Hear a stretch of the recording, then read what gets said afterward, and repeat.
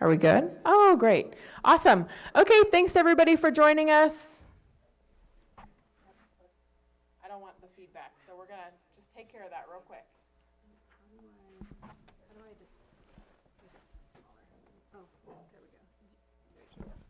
Okay, perfect. Yeah, thanks everybody for joining us. I'm Rebecca Harper, Executive Director for Lake County Farm Bureau. Happy to have you all here. Just want to give a quick shout out to all of our presenters who most of them traveled 2+ hours to be with us tonight and to provide you with some additional presentations. So just really quickly, how this is going to work. We're going to start our night off with Jessica from the State Water Resources Control Board. After each presentation, there will be an opportunity for limited Q&A. And so if you'd like to ask a question, we ask that you submit that question via note card. Serena has note cards and pens if you would like them. Serena's right over here. If you could stand up, Serena. Yeah, so she's got note cards. If you'd like some, go ahead and raise your hand and she'll bring them around. She'll pass them out. And so after every presentation, there will be an opportunity to ask questions. We'll get through all of our presentations, and then at the end, there will also be an additional opportunity to ask questions, time permitting. So if you have a question at any point during the presentation, feel free to grab one of those note cards, write your question down. You can just go ahead and put that question in the air, and Will over here will grab that question. He'll bring it up to me. I'll ask the question at the end of the presentations, and that's how we will get your questions answered. So does anybody have any questions for me? Oh, okay, Catherine's a jokester. Got it. With that being said, bathrooms are out here. Hopefully most of you are familiar with the chambers here and the courthouse. So bathrooms just right down the hall. We do have some water and light refreshments as well. So we'll go ahead and get started, and I will turn it over to Jessica. All right, thank you, Rebecca. Hi everyone, I'm Jessica Bean. I am with the State Water Resources Control Board's Division of Water Rights, and I'm going to try and keep my Clear Lake HITCH update brief tonight because I know we have a lot to get through, and certainly we'll be happy to answer questions if you have them. So to start things off, I just wanted to give you an update on what we've been doing over the past year and then our plans for the next couple of years. We have quite a bit that we've been working on since we joined the Clear Lake HITCH Task Force at the end of 2022. We have been coordinating and engaging with a bunch of the folks here, our partners from both Lake County and the tribes and our agricultural landowners. So it's been really incredible to work with everyone. We've increased our water rights enforcement as well as our cannabis enforcement. We've been involved in some data collection and support efforts. And then we've also issued some information orders that I'll talk about a little bit, and we've started a groundwater surface water study. So I want to point out that if you're interested in hearing more details about all of the work that we've been doing, we did host a large information item at the State Water Board's final meeting of last year. And if you grab a screenshot of this and follow the QR code, you can get to that video link and you can see more details about the things that I don't get a chance to touch on tonight. Some of the presenters that are here tonight also presented there, but there's some other folks too. So there's quite a bit of information there that may interest you. So again, I'm going to touch briefly on our emergency regulations and then primarily focus on the groundwater surface water study that we have this evening. And I will make these slides available for folks if you would like to have them later. All right, so in 2023, at the end of 2023, the State Water Board adopted an emergency information order regulation for the Clear Lake watershed. And the purpose of that was to gather information to better understand how groundwater pumping and surface water diversions affect creek flows critical for the Clear Lake HITCH. So that emergency regulation was good for 1 year, from January of last year to January of this year. So the regulation is no longer in effect. And we chose not to re-adopt it, or the State Water Board decided not to re-adopt it. And that was because we had really good compliance with the information order. We collected a lot of information. And in fact, some folks have agreed to voluntarily submit additional information for 2025 outside of a requirement. So again, that is no longer in effect. But when we did send information orders out, they went to over 1,800 parcels in the watershed. And it may be a little bit difficult to see in this picture here, but this is a map of the watershed outlined in yellow. If you look at kind of the areas along the creeks, the Those are a yellowy color as well. And then there's a hatched area, which is the Big Valley Basin. Those are the areas that we focused the information orders. So while it applied to the entire watershed, we did not give information orders to everyone there.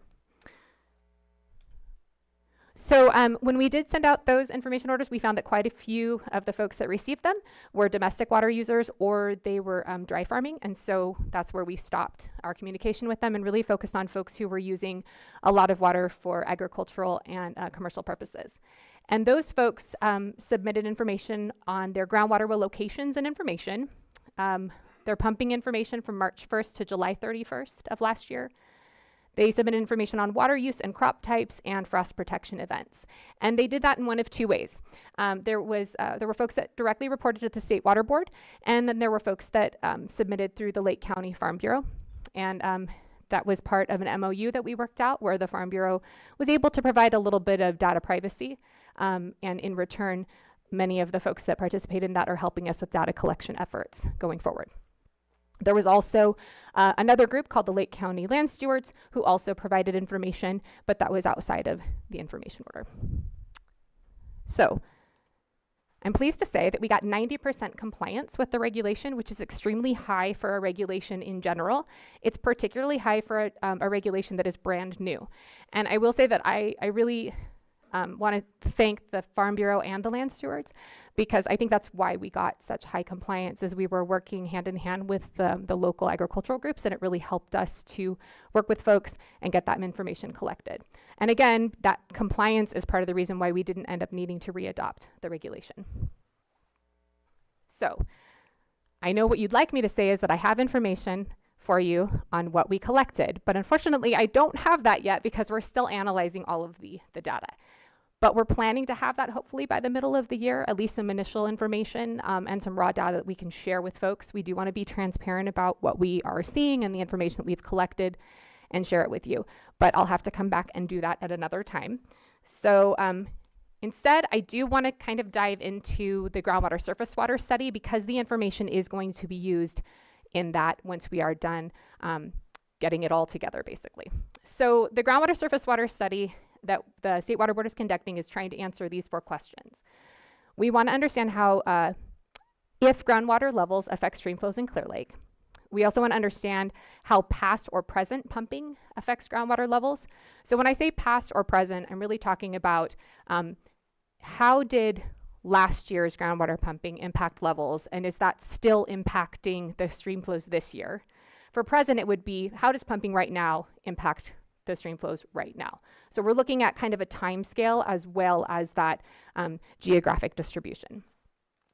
We recognize that there's a lot of issues impacting flows. There's legacy conditions with gravel mining and barriers in the creeks and things like that.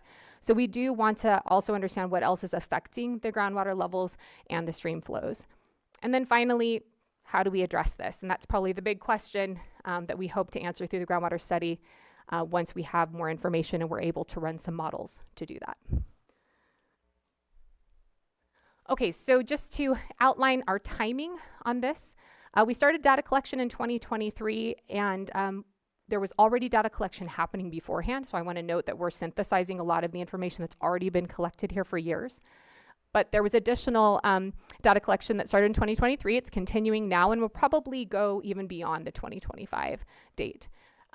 We're also analyzing data now, and through next year, our plan is to do some preliminary data sharing, which I'm going to do a little bit tonight, and then develop our model and do outreach in 2026 and 2027, and hopefully have a final model and results for you in 2027. And then at that point, when that is all completed, we can consider management actions that could include potential regulatory next steps, but it could also include a lot of other things like actions and activities that could occur on the local level or voluntary actions as well. Okay, so as I mentioned, in the study, we're collecting information. So just noting what kind of information do we have already that we can use in that study. We have well locations and groundwater pumping use data from the information order. We also have surface water diversion and use data from water right holders. So anyone who diverts surface water has to report annually to the State Water Board, and we do have the information from those reports. We are using the seasonal and monthly groundwater level data that the county has been taking for many, many years, as well as information from the GSA and our tribal partners. And then we're also, we have stream flow data, which is great. We need to understand how that works. It's all over the place though. Some of the creeks, like Kelsey Creek, has a long history of stream flow data, which is great. Some of the creeks just started getting monitored last year or maybe a few years ago. And so that's something that we want to continue to do and look for funding to do as well, so that we can see what the interactions are there. Okay, so I want to talk a little bit about my very preliminary data sharing. I want to stress that this is very, very preliminary because we don't have a model yet. That's something, we're still in the beginning stages of this study, so please note that. I also want to call out the beautiful picture on this slide, which I completely stole from Angela's presentation. She's going to show it to you later. You will ooh and ah at hers and not at mine because I blatantly took it, but I think it's a beautiful picture, and so I am using it. All right, so what may be happening? I'm going to step back briefly for those of you who are who need a little groundwater surface water 101. This might be helpful. So how does groundwater interact with streams? In a very basic sense, if you take a look at my stream flow picture here, this is a cross section of a creek. So you can imagine the water is flowing towards you. And when you have a water table, the groundwater level, that's the black line in the picture. So when that water table is above the surface water flow of your creek, you have what's called a gaining stream. And it's gaining because the groundwater, you can follow those arrows, is flowing into the stream. So the stream is gaining water from the groundwater area. Conversely, if that water table is lower than the surface of the flow, it's called a losing stream because the stream will lose water to the groundwater area. And if that, if the water table gets so low that it's way below the creek line there, you get what's called a disconnected stream. And I show you all these because I'm going to talk about gaining and losing streams, and it's something you'll hear about a lot when we talk through surface water and groundwater interactions. But this is something that happens, all of these scenarios happen in Clear Lake creeks all the time and every year. So in the spring, like we're in right now, when the water tables are very high because there's a lot of water, groundwater levels tend to be at their highest. You have a lot of water coming in up in the foothills, let's say, and as your river travels down into the basin, it's collecting water as it goes, and it's getting bigger and bigger and bigger. And so I have an image here from Adobe Creek in February of 2023, when it was a gaining stream. So it's gaining it's gaining water from precipitation, it's gaining water from tributary creeks coming in, and it's also likely gaining water from the groundwater, like that first picture that I showed you. At some point, that changes. And we now switch from having a gaining stream to a losing stream. And what that looks like is if you were to go back up into the foothills again, you would likely have water flowing, particularly in your bigger creeks. But as you follow that river down, instead of gaining water as it goes, it starts getting less and less. And then you might have a completely dry creek or close to it, like you can see in the Sigler Creek picture from May of the same year. And so that would be your losing creek. And so when that switch occurs from gaining to losing depends on the groundwater level, right? Because if you figure it's up when it's high and as it's getting lower, depending on what's happening, it can control if you have a gaining or losing creek. And again, this is a natural process. We would expect to see this happening. We should be seeing it every year. We're not trying to maintain high levels of flows all year round because that's not a natural process. But there's a question of when that switch should happen. And if it's actually happening sooner than it should. So this is what we're looking at, and we want to identify why that switch is happening sooner, if it is. So just looking at these very, very preliminary results again, and kind of taking a look at some of the stream flow data we have. Some of you may have seen this image before. We've talked about it at the CLIS earlier this year, and then at our info item we did as well. But if you take a look at the map, and I apologize, I don't think I can point it. Oh, I can. Here we go. Okay, so here we have Kelsey Creek. Up here in the foothills is the blue USGS stream gauge, and then you follow it down.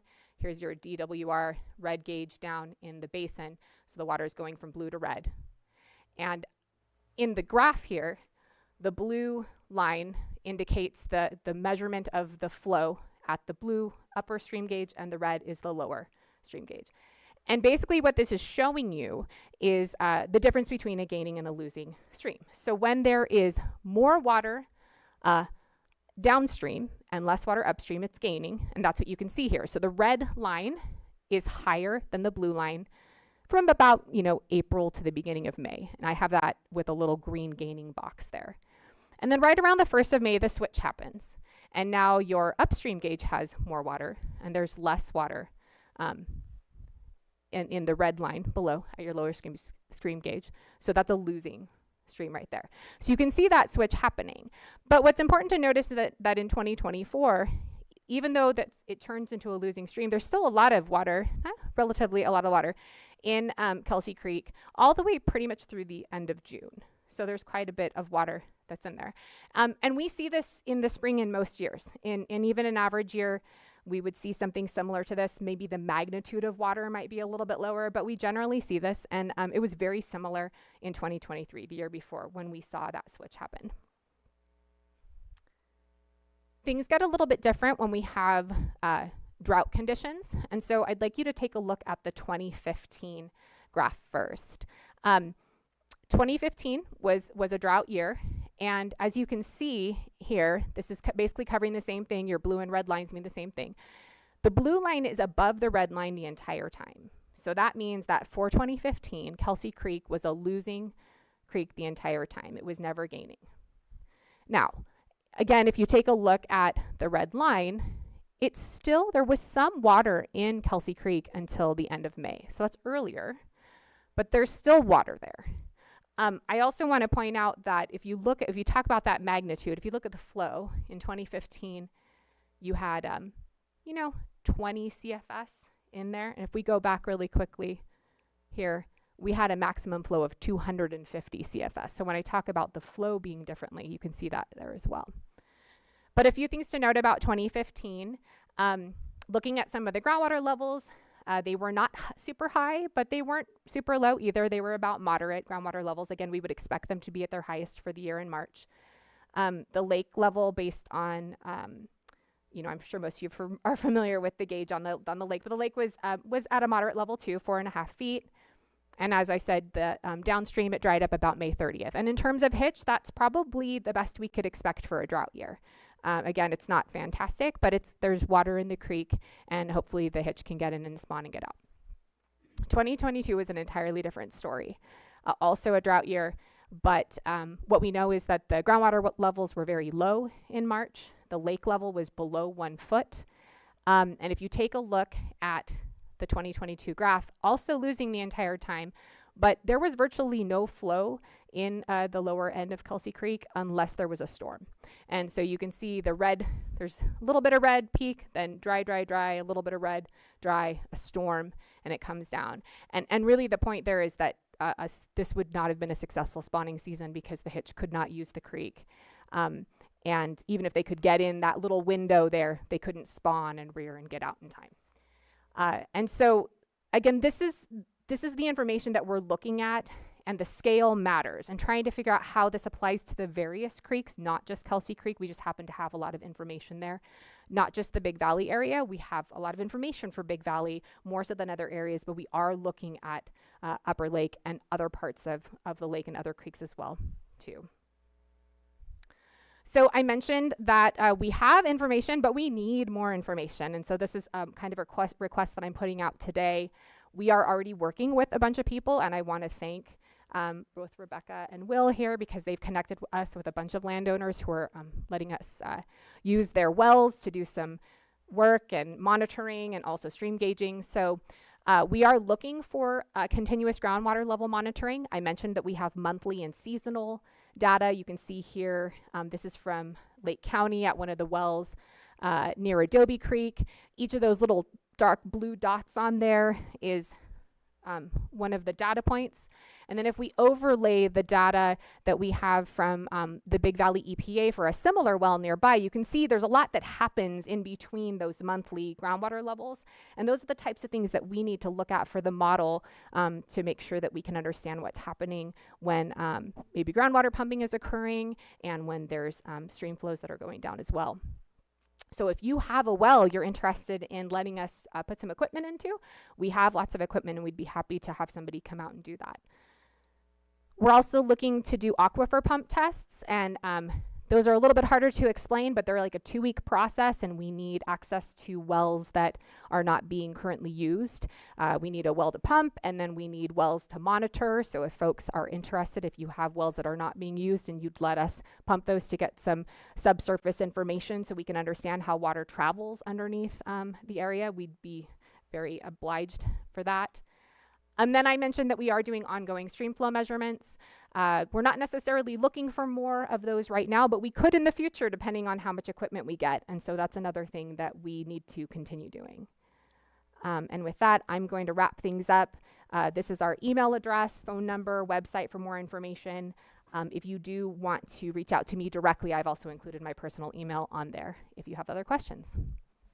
Great. So with that being said, if anybody has any questions for Jessica, now would be the time to put your note card in the air. Otherwise, we will move on to our next presenter. So does anybody have any questions for Jessica? And again, if you think of something, there will be a brief opportunity at the end of the presentations to ask questions as well. Great. Well, thank you, Jessica. And we will go ahead and move on to Daniela Santana with HABEMATOLEL POMO of Upper Lake.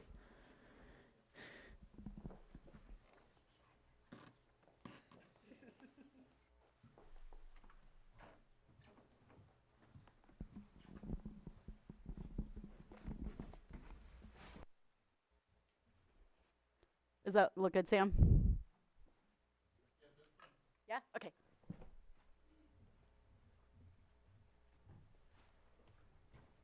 Good evening, everyone. My goal is to be faster than Jessica, but I won't talk fast. I just want to be more thorough. My presentation is going to be a lot of pictures. Rebecca asked me to kind of explain the work that HABEMATOLEL does, but also with how we work with other organizations, specifically other tribes, and also Tribal Eco Restoration Alliance in doing process-based restoration. So a little overview of this. I did do a more detailed presentation at the State Water Resources Control Board meeting, so it's also on that recording. But I'm going to be going over some riparian and wetland restoration work that we've been doing. Explain briefly Good Fire and what that does for the HITCH and their habitat, and then also discuss some of the invasive species management that we've been conducting. Okay, so here's some nice little pictures of the HITCH, and this is what we hope the creeks would look like, clear of barriers, clear of invasive species, but you can see in here that there's blackberries, and in Upper Lake, the blackberries cause a lot of barriers, and we'll see HITCH getting through them, but then they're all scratched up. So we've been documenting the areas that need to be worked on, and unfortunately, every time CDFW has tried to help us with the CCC crews to come out there, there's always water in our streams, a lot faster than there are in Big Valley, so it limits the amount of work that can happen out there. So this is the first project I'm going to talk about, and it's the Clover Creek Restoration Project. And this project is actually a Robinson project. They were awarded a tribal wildlife grant through U.S. Fish and Wildlife Service, but because HABEMATOLEL has land on Clover Creek, they asked us to partner with them along with Lake County Water Resources and the Tribal Eco Restoration Alliance. So it's a lot of agencies working together and collaborating to restore habitat, critical habitat for the HITCH. It's a little tiny section. If any of you are familiar with the old Christmas tree farm that was out in Upper Lake, that's where it is. It was very heavily vegetated with blackberries. Terra came in, they mapped all the vegetation, and then they made a plan to how they were going to remove any invasives, and they documented everything, and then hopefully as we continue to do the work on these projects, we'll be able to put fire onto the land as well. So Himalayan blackberry was the primary invasive species that we were targeting, and as soon as we removed a lot of that invasive species, the next season, the native species were able to pop up. And so that was great for reconnecting the riparian corridor. We also did a component in there for community outreach, and Tara actually led that coordination collaboration effort, and they invited HABEMATOLE's Education Center. So kids came out and they learned about riparian habitat and the importance of maintaining land. And so the Tribal Eco Restoration Alliance had little stations set up so the students can replant oak trees with acorns, and then there was 2 other species that they replanted, so they got to see all of the work be done. And Clover Creek, we always see HITCH in there. And this is also a section of creek that we monitor for observations, and we also have some equipment in there for our tagging study project. And then these are just some pictures. So this is Clover Creek fall 2023, and then winter 2023, and then on the bottom is November 2024, before it started raining, before that huge event came in. This was, I think, maybe 2 weeks prior to that. So there's no water. There was no water there. And then these are some more. So on the top, we have spring 2023, and then it's showing what it looks like in November 2024. I apologize for the red lines and the red boundaries. It might be difficult to see on that. And then on the bottom, fall 2023, and you just see the progression of vegetation removal in there. And then here's, this was done this season with the Tribal Eco Restoration Alliance in Lake County. This is next to the Clover diversion structure. And then here's some more pictures. You can't really see the HITCH in there, but there are HITCH in there. And then this is a project that Robinson is also working on. They were funded through U.S. Fish and Wildlife through the BIL funding, and that is to do some creek restoration on Scotts Creek, mostly to stabilize the stream banks because there's a big erosion control problem there. And this is Scotts Creek at Tejada Ranch, and they worked with a private property owner. And so you could see the scour from the stream bank, and so they've been trying to mitigate that issue, and they're in their first year of that project, and hopefully they can continue that project, but we will see, and the tribes and Terra are continuing to collaborate on that. And upstream of this area, another tribe has the potential to have some more property that we can work on, so to reconnect that whole flow and take care of the erosion problem on Scotts Creek. And you can see that there's a big pile of debris right here, and this section is notorious for just collecting all of the debris that's coming down from Scotts Creek. It's right by Highway 20 next to Blue Lakes. And then here's some more close-up pictures. So down here, that's actually a hot tub that had floated downstream. So now all of this debris is cleared out of there. I haven't gone too recently. I went 3 weeks ago, and there's no more debris piles there, but I don't know with this storm event if the debris continue to pile up. But this is one of the biggest issues that happens on Scotts Creek, is the debris pile up. And then also on parts of Middle Creek, this happens. So Good Fire. Terra is all about engaging the community and engaging tribal members and getting them back to their traditional and cultural practices. And fire is one of those practices. Managing the land with fire provides multiple benefits. It reduces the invasive species, it builds climate resilience, and that's a big factor and something we're trying to bring back to across all the tribes. But it's sometimes hard because of the permitting processes and the way the tribes have reacquired some of their land and the status of each of those lands. So if there's a tribal trust land, it has a whole different permitting process than a regular fee land, which is just private property, basically. So that's one barrier that we're trying to mitigate as well. And then these are some cool pictures of the Robinson Tule burn, and this is showing how the Tule come back after fire, and it builds better habitat structure for the HITCH.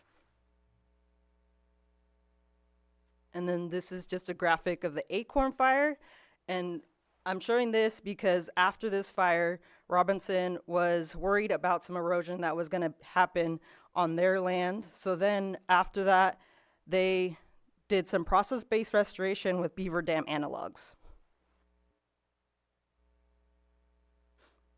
And so Tara, again, hosted a workshop with Robinson and invited community members and tribal member staff to come learn how to do beaver dam analogs. And this is just to slow the water down in the system and to prevent more erosion and to trap some of those sediments that would be coming down.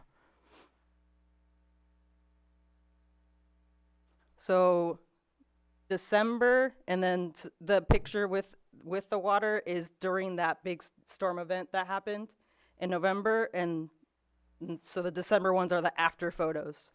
So those structures held, and they've been working and they've been monitoring water quality at those sections and water quality downstream of those sections. And then managing invasive species, we want to do this to promote the growth of native species. Historical cultural uses of native vegetation include gathering materials for basketry, gathering materials for regalia, gathering materials for medicine, food, and also bringing the community together. And another big thing is tools for good fire. Lastly, I want to leave you with everything is connected, and this is how the majority of the tribes approach all of their projects. The majority of my programs and projects are all partnerships with another tribe or a county agency or a community member. And we can't just do one project by ourselves and expect it to be the most successful project. We have to be able to collaborate with community. We have to be able to collaborate with state agencies, federal agencies, and local agencies. So some obstacles that we face are jurisdiction and access. So if there's any community members out there that want to partner on any projects, we're always available. Permitting processes and agencies not having enough staff to process those permits is another obstacle. So we try and plan well in advance to get some of those, through some of those barriers. And then moving forward, we just need to continue collaboration, promote and implement process-based restoration, and hopefully do some land acquisition to promote conservation. Great, thank you, Daniela. And does anybody have any questions for Daniela? If you do, we'll go ahead and accept cards. All questions, yep, perfect, have to be submitted on comment cards. Any other questions for Daniela?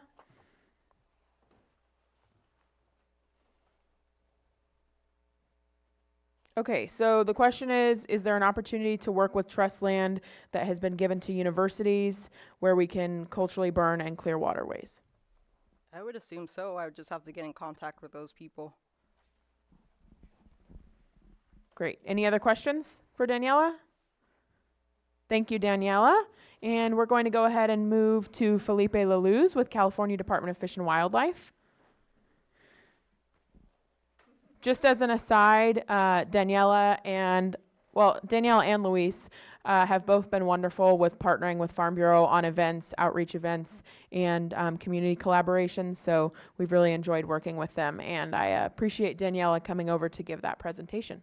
So we'll go ahead and move to Felipe. All right, thank you, Rebecca. Just want to express my gratitude to the Farm Bureau and Lake County Land Stewards and the community here in general. I'm really thrilled that there's some faces I don't recognize. I don't get to come out to Lake County too often, but every time I'm up here, I'm really impressed by how activated the community is.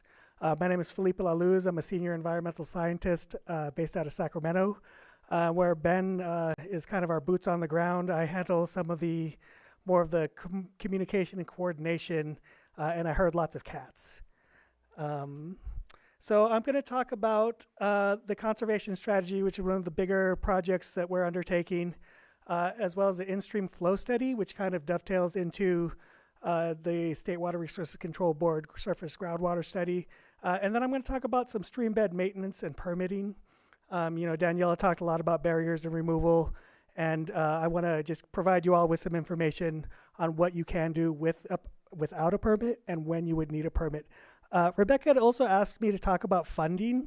Unfortunately, we are in a pretty tough budget year across the board.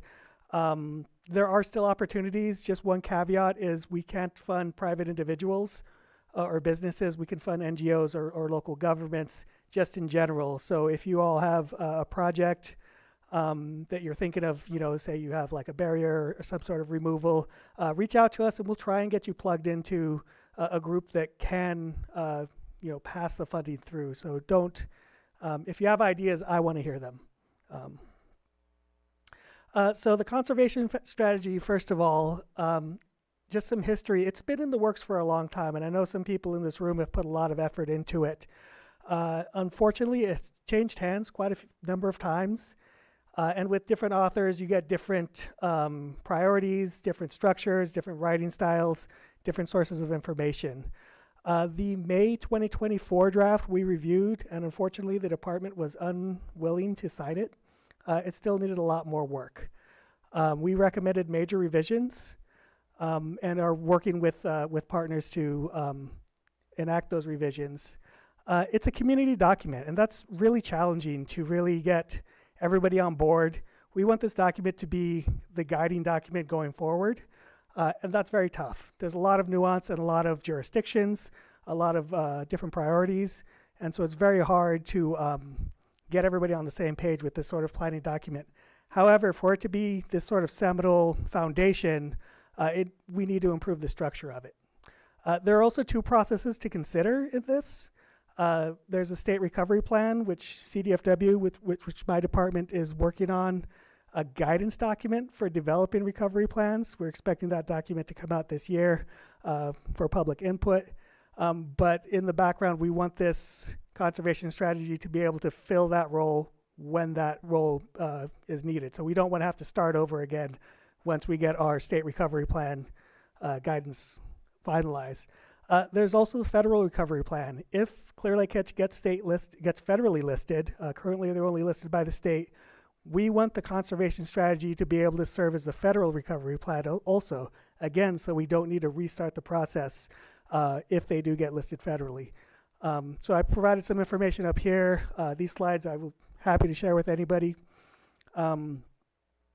So we have identified some issues with the draft that's currently on the county website, largely with organization and readability. There's a lot of great information in there. It's just very difficult to follow through. So what we want the conservation strategy to be, we want anybody to be able to pick it up and read it and say, oh, this is what they're doing and why they're doing it. It currently lacks that level of detail and organization, as well as a logical reading order. There's information spread throughout the document and recommendations spread throughout. We want to have a better structure so it's more easy to navigate. And we feel that this is going to improve transparency and the usability of this document. So this kind of Venn diagram on the right is kind of when I first started working on HITCH, this is how I looked at it. There's all these overlapping, interacting factors or threats that impact the population: harmful algal blooms, habitat, competition, predation, invasive species, connectivity, water, and all of them overlap and interact in complex ways. So we want to structure the document to identify each of these threats and take a systematic approach to address each of them. There's also missing sections that we still need to write. A big part is the continued collaboration section. So we want to develop a section that really outlines and specifies how we interact with local government, with the Watershed Protection District, with Public Works, and how we get that information to the public, as well as how state and federal agencies interact with each other. We want to develop criteria or performance measures. It's great to say, like, restore wetlands, but we want targets to work towards. That's a scientific process where, you do something, you measure it, and then you reassess. As well as a timeline for update, reviewing, and reporting out. So most of the authors have agreed to a 5-year review period. It doesn't state that anywhere in the current draft. So that sort of interaction, that sort of structure is something that we want to build into it. And we need a transparent and structured process to complete and update it. So I'll be working with the Fish and Wildlife Advisory Committee and the Ag Committee, as well as the other agencies, to get input and finish this document. The process for getting this done. So if you look to the right, it went from this kind of messy Venn diagram to something more structured. We've restarted monthly meetings. I've taken the lead on that. And we've developed a clearly structured outline. I think of it as, we have a lot of car parts. We want this outline to be the instructions to take all those parts and build a functioning car. The draft outline is currently under review by partner agencies and tribes, but we will be requesting input through the Fish and Wildlife Advisory Committee and the Ag Committees, as well as others. And I've told Rebecca that this presentation, this process, I would love to have the Farm Bureau's board, get input on that, because we need, we need to know that this document is useful and understandable. So if you all pick it up and go, this doesn't make any sense, that means we're not doing our job. We do have a joint meeting with the Fish and Wildlife Advisory and Ag Committees in this room on March 27th, I believe, from 6 to 8. And we'll start the process there. And part of the discussion there will be determining how we will receive input and the frequency with which we'll review it. So once we get this outline, we have the draft outline. We're already starting to populate it with information from the current draft. And I want to emphasize that. There's a lot of good information in that draft. A lot of work has gone into it. We're just kind of moving some pieces around and filling in some gaps. Once we get that outline more or less agreed upon, we'll write the sections based on that outline, flesh it out. A lot of the language already exists. We'll resolve the prior comments from various agencies and entities that have submitted comments, and then get a final review, edit, get all the citations in there, sign it, and implement it. And then over to the right, this is kind of how it's structured.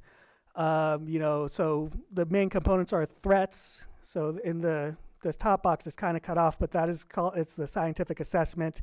That'll list all the threats. That's a big part of the outline. We want to know which threats are actually impacting the species, even perceived threats, so that we have know what we need to look at and unknown questions.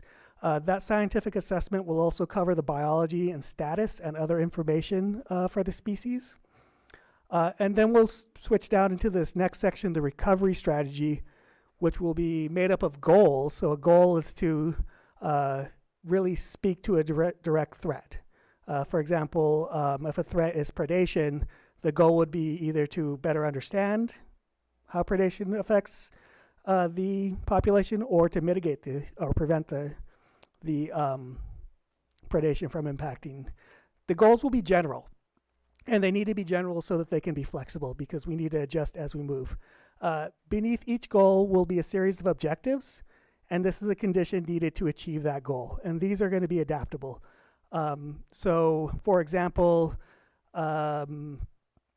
predation, thinking of common carp. Common carp are known to prey on eggs of HITCH and larvae. So that would be the goal, would be to assess the impacts, assess and mitigate the impacts of common carp. The objective would be to either measure that impact or reduce that impact through, for example, the carp management effort that Robinson Rancheria is leading. And then finally down into the implementation strategy, these are the specific actions. So carp management program is very general. Specifically would be the plan to enact that carp management action, as well as criteria or performance measures that we want to achieve. And then there's that arrow going back to the goal, which is once you've done something, you want to stop and take a look and say, have we achieved this goal? So this is just a scientific process. It's iterative, and this will be on this sort of 5-year timeline where we'll be able to come back and say, like, this is the progress we've made. Report out and reassess from there. We might be able to check off some goals. There might be new goals and subsequent objectives and actions. I know that was a lot, but feel free to write down those questions. I do want to hear from you all. I'm transitioning now to an in-stream flow study. So we have an in-stream flow unit within the department. They are undergoing an in-stream flow study to determine minimum flows, to characterize the stream flow and habitat relationships for Clear Lake HITCH. So basically identifying where minimum flows needed in certain areas. This is building on the 2D hydrodynamic model that Big Valley Rancheria developed, which is on their website. and we're expanding it to the broader watershed. We're focusing on Middle Creek, Scotts Creek, Manning Creek, Adobe Creek, Kelsey Creek, and Coal Creek, just based on their importance as HITCH habitat and the availability of data. This is the first study of this type that's done for a non-salmonid species. These studies are typically done for salmon and trout. This is the first time it's been done for a native minnow. That's pretty exciting for me. I may be a little biased. Oh, I'm sorry. That is that's what happens when you borrow other people's slides. That was Jenna Rindy who's leading the study. So current progress. I'm not going to go deep into this. We have a ton of data. In-stream flow study has collected a ton of data on the shape, the depth, the structure of the streams. And all of that will go into a complex model, which is a little above my technical expertise. But we are hoping to have a draft report in fall of 2025, which we will share pretty widely for public input and begin to get that information out, share, of course, with the Water Resources Control Board, but of course also with all of you. Transitioning now, I know this is kind of jarring, I'm bouncing around a lot, but these are the three big themes I wanted to talk about. Stream bed maintenance. And so there is a lake and stream bed alteration agreement, which is a permit that folks need when they're doing work within the lake or in the stream. But there's a lot of work that you all can do without a permit. So basically a permit is needed when you're breaking the ground, when you're bringing in heavy machinery or when you're disturbing soil, including removing roots. So using equipment that alters the creek bed, bank, or channel, digging, dredging, that sort of thing, driving pilings, installing culverts, bridges, low water roads, retaining walls, piers and boat docks, or removing the vegetative root structure. So anything that disturbs the soil, you will need a permit. But you can go in and cut and trim overgrown vegetation. You can remove debris from the channels, like the work that Daniela showed, some of the before and after pictures, as well as the work we're doing with the California Conservation Corps. You can go in and remove any of that debris or garbage, vegetation, without a permit. We just strongly recommend that you do not, if you do brush clearing or that sort of thing, don't add that to the stream, because it could result in flooding or get washed downstream and cause problems for your neighbors. If you have any questions about this, contact the Lake and Stream Bed Alteration Group. Claire Bryant will come out and help you out and determine if you need a permit or help you start the process of developing the permit. There are instances where you don't have time for a permit. And I know Lake County is no stranger to flooding. So in emergency situations, when debris or vegetation becomes stuck and you need to get in there and fix something in an emergency, we can use an emergency notification process. And for those of you who are thinking of doing this, I strongly encourage you to reach out to our LSA group and get the details on it. But if it can't be remedied by hand and equipment is needed, to protect your property or protect properties downstream, you can go in and do the work. You just have to notify the department within 14 days. And there's lots of information on our website. And again, please reach out to the Lake and Stream Bed Alteration folks or me to get you more information on that. We don't want fear of needing a permit to prevent you from protecting your property. And that's it. Thank you. I put my contact information up here, and I'm serious when I say reach out to me. I have a stack of business cards. If you want these slides, I want to hear from you, especially on the conservation strategy for those of you who have either worked on it and are no longer in the group, or for those that want to contribute. I do want to hear from you. Thank you. Great. Thank you, Felipe. We'll go ahead and accept any questions for Felipe at this time. So if you have a question, go ahead and raise it up, and we'll accept those. Also, just really quickly, like I said, we will have an opportunity for questions at the end. Also, I know we have a couple of folks on Zoom, so if you are on Zoom, I dropped it in the chat. But if you have any questions, feel free to enter those into the chat, and we'll get those read at the end for our Q&A as well.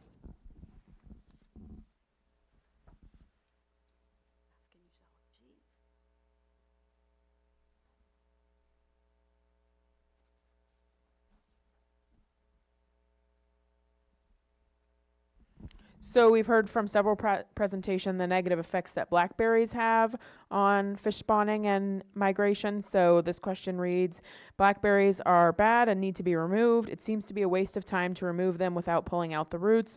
Do I need a permit for removing blackberries? Yeah, and for just cutting them off at the surface, yeah, you do not need a permit if it's above the ground. If you are removing the roots, you will need an LSA permit if you're digging down to remove them within the stream or bank. So if you're outside of the stream, if you're adjacent, I believe you're okay. I would have to check with the LSA folks. But again, I would reach out to Terra, who do this and are quite effective at this invasive species management. And that's a potential partnership, even just to get the information on how they manage blackberries. They're pretty, stubborn, to say the least, and I recognize that that's a real challenge, but you would need a permit if you are digging in the stream bed. Okay, so the next question has two parts. The first of those parts is, how are we going to get water in the stream so fingerlings can make it back to the lake? I'll let you have the first one because the second one is not necessarily related to that. Yeah, that's a tough one. There are programs, I believe in the Russian River, where there are folks that do voluntary releases, people that have permitted water storage that do releases. I think the big part is to keep the water flowing before, while they out-migrate. The tribes partner with us and provide a valuable service in fish rescues. So we don't, again, they have, just to be clear, they have a memorandum of understanding with us to handle these fish. They're listed, so we don't want the public to go out and move fish. But the tribes are really provide this valuable service for us of actually coming and removing the fish and moving them back to the stream. So worst case scenario, we can do some fish rescues. If you do know of problem areas where fish get stranded, I know Coal Creek out at Farrow Road, Farrow Place is a big problem area, and we're aware of some other problem areas. Let us know, or let Daniela and Luis know, or Alfred, any of the tribal biologists, or Ben, or email me and I'll put you in touch. Fish rescues are kind of a last resort and a band-aid, but we do want to keep water flowing in the streams, and we're gathering the information to see what actions we could take to help. So I'll read another related question to that, but I don't know that you're the appropriate person to ask, so we may defer this to another presenter. But can we get water from Highland Springs to help with hitch rescues? I'm not the right person to ask. Okay, we'll defer that to Angela later. And then lastly, I have, can we hold a class to teach people about how to fill out and submit the permits? Oh, great question. Yes, I'll take that back. And I'll be fully transparent. Yeah, we're not the best communicators, and our processes can be difficult. I think we've had requests for even just clarifying jurisdictions among agencies. I could reach out and see if we could have like a Clear Lake specific class. And I think that would be valuable. I'm glad somebody recommended that. Thank you.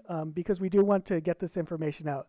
There's a lot of information on our website, which isn't always easy to navigate. So I think in the short term, the best solution is to just email that LSA2, R2LSA. So it's Region 2 Lake and Stream Bed Alteration, or email me, and we'll be able to put you in touch with the appropriate permitting group. So Lake and Stream Bed is specific to Lake and Stream Bed. There's a whole slew of other permits that we handle, but yeah, I do think we need education materials, but ask us if you can't find it on the website.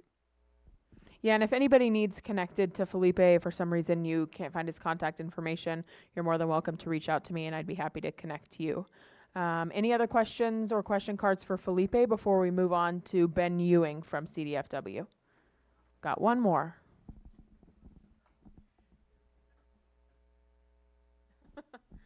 Yeah, watch your handwriting. If it's illegible, I'll throw it out.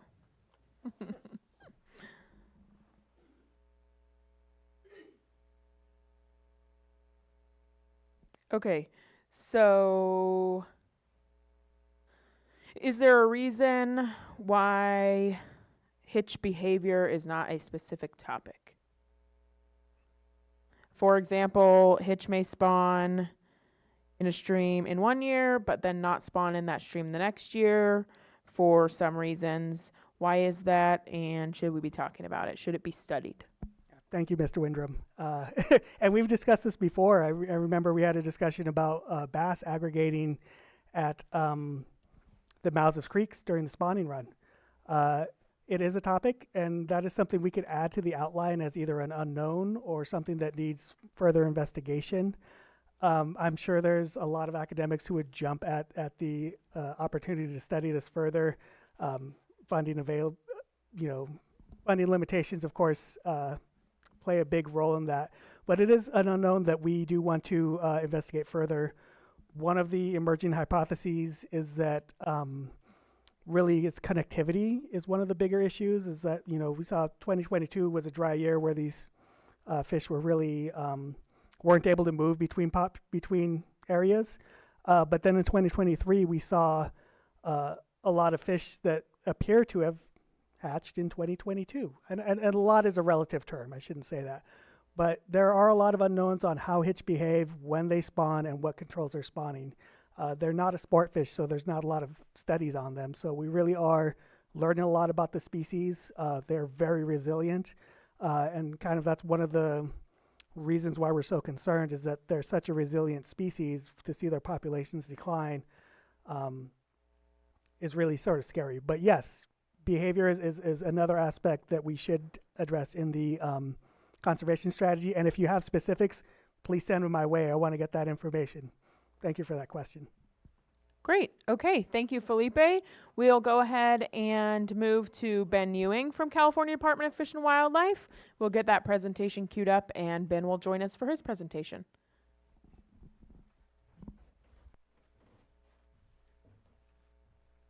There you go. Just click.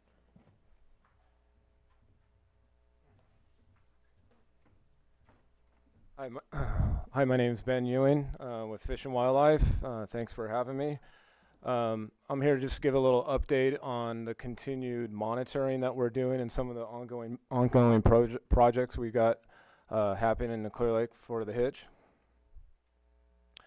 Currently, we have CDFW does 3 different surveys to try to get an idea of what's going on with the hitch population. The first one I'm going to talk about are their visual surveys. We have 21 sites across the Big Valley tributaries on 7 tributaries: Magaslou, Adobe Creek, Coal Creek, Manning Creek, Kelsey Creek, Hill Creek, and Thompson Creek. We've been doing these studies since 2014. So these same sites, so it's been a pretty good track record of just our consistency of the same sites over many years, and being able to get some historical data and stuff to be able to compare to from year to year. The next survey is our relative population estimate, where we do a mark recapture study at 4 sites on Clear Lake: Holiday Harbor, Canoctai Casino Harbor, Clear Lake State Park, and the Soda Bay. We've been doing this since 2019, and we've been trying to do it, and for the most part, even during the COVID restrictions, we've been able to do try to start from mid-March through mid-May. So we're out there for 10 weeks. We just started today. We just started our season today. And from today, I can only go from today. Today looked pretty good out there as far as relative numbers compared to previous years. At this time of year, we saw we almost collected almost 100 hitch today, which was a good deal. And we'll plan on being up here next week doing our same 4 sites. Our third survey that we do to try to get an idea is our general fish survey, and we do that generally in June. We have 18 random spots, the same 18 spots, and those are randomly all over the lake itself. And in that survey, we collect all fish, not just hitch, but pretty much every fish except like bait fish like silver sides and threadfin shad. But that's a good survey because we collect lengths and weights of all the different types of fish species out there, and it's a good idea to see how the hitch population is doing relative to all the other fish that are in Clear Lake. The most recent results from our visual surveys, it's been up and down obviously, but last year it was down from our record number in 2023. Again, like Felipe touched on it a little earlier, we're still trying to figure out a little bit more why, because there was still lots of water in the creeks, but maybe finding some more information on maybe these hitch aren't obligatory spawners every year, because they're spawning somewhere. And last year there was no shortage. It wasn't the record year, but there was still a lot of water in the creeks, and I was expecting a little bit more. We did get almost the same amount of hitch collected in our in-lake surveys, so you know, I'm wondering if some of these hitch don't have to go in every year to spawn, and with the high water year that we're having, there might be the conditions were pretty good to be able to get some spawning off in the lake itself. These are the results from last year's, the total number of hitch collected. We were almost on par from the record number we collected in 2023, and it was unfortunate. I think we almost would have got more last year. We only were able to sample 9 weeks out of 10 due to there was a large bass tournament going on in the middle of the week, which usually doesn't happen. So out of respect, we didn't want confrontations and stuff. There was boats. It was a big tournament, so we passed up that week. So, but we almost collected almost 1,000 total out of the 9-week survey last year. Here are the results from our general fish survey from 2015 and then our 2023. A lot more fish numbers total and different species collected in 2015 compared to 2023. One of the bright spots, I should say, was the Clear Lake hitch was number 3 out of total species in 2015, which was good. It wasn't a lot of numbers compared to like largemouth bass and bluegill, but and then in 2023 it was the second most collected fish species, so that was good. Today I would say the hitch, just off today it was probably the greatest number of single species today, I think, collected. There was a lot of, it was looking pretty good, but the conditions on the lake were a little bit tougher today. It would have been if it was real windy and turbid. So we'll keep going out there, and again, we're planning on doing our general fish survey again this year and be able to compare it. And but you can sort of see how how the hitch is stacking up to the other species total. Some of the future projects we got going on is we're still assessing water diversions, the stream flow parameters, and groundwater parameters. We're also working on, and it was touched on a little bit earlier, about our common carp and goldfish reduction, which will aid in in-lake spawning for hitch, especially during seasons where the tributaries may not have enough water for the hitch to go up in. So I believe it's critical for these hitch to be able to get some in-lake spawning to keep them going. One thing I wanted to add too was that we are still continuing, it was touched on a little bit earlier with the seas work. The department is still working with the CCC crews to continue to do vegetation removal in the creeks. And again, if anyone knows any heavy, thick vegetation going through properties, please reach out to me. I could put you guys in contact with, we can put it on a list and maybe get it added to the list for the CCCs to be able to come out and help clear a lot of vegetation. I didn't bring the slides this time on this because I showed a lot of those slides at the last Farm Bureau talk, so I didn't want to be too redundant, but we had some before and after pictures if people want to see, but the CCCs have been doing some really great work, and opening up a lot of passage issues that were really difficult for the hitch. So recommendations, we're still trying to monitor the relative abundance. You know, that'll be ongoing because we have to keep a pulse on, you know, what's going on out there. Trying to reduce the amount of illegal water diversions on hitch spawning tributaries. You know, educate the public of the importance of hitch as an indicator species for a local community and ecosystem. You know, what's good for the hitch is going to be great for the lake and the watershed, I believe. So if we take care of the hitch, and bring that hitch back, it's going to be a really good thing for everybody. Preserve and restore the hitch rearing habitat around Clear Lake. We just recently hired someone at CDFW, biologist.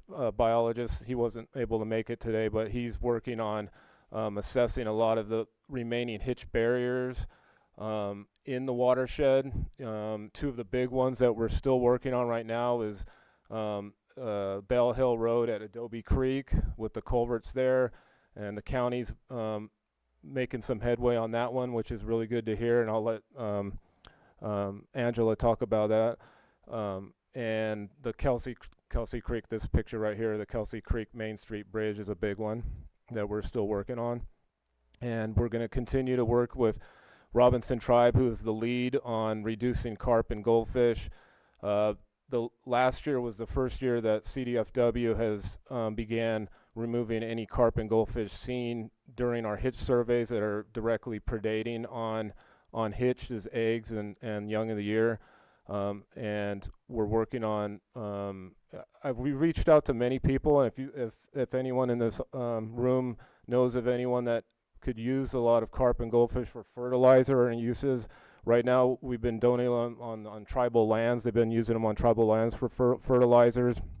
Some of them have been going to some of the tribes for food. But if anyone we're open, because this is going to be an ongoing project. So if anyone has any ideas or ways that we can utilize these fish, please reach out.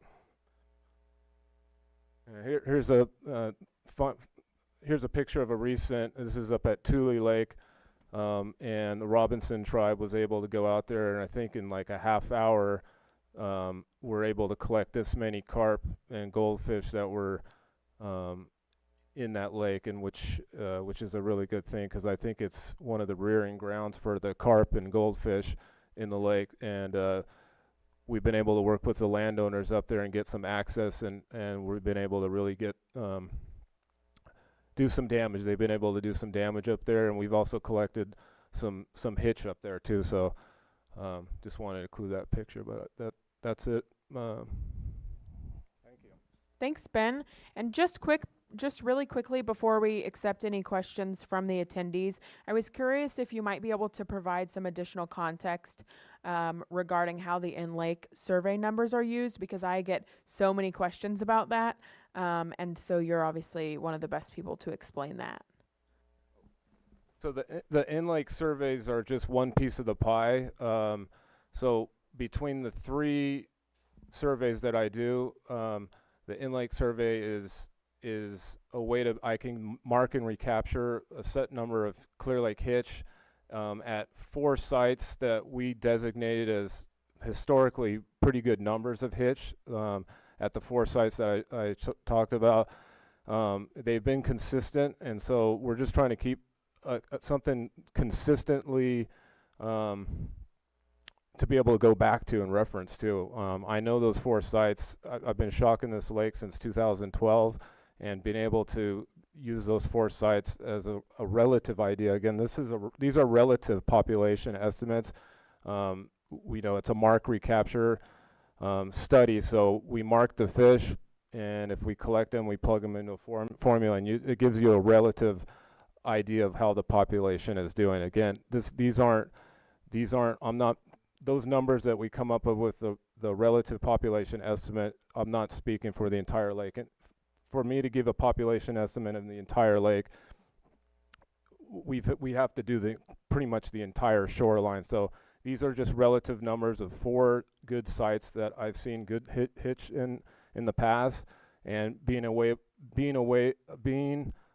to be able to monitor, you know, and within our workload. You know, I get the help from a lot of people, but we only have right now 1 e-boat, and to be able to shock the entire lake would take, you know, 3 or 4 weeks with like multiple boats. So it's just a way to be able to get a ballpark idea of what's going on out in the lake.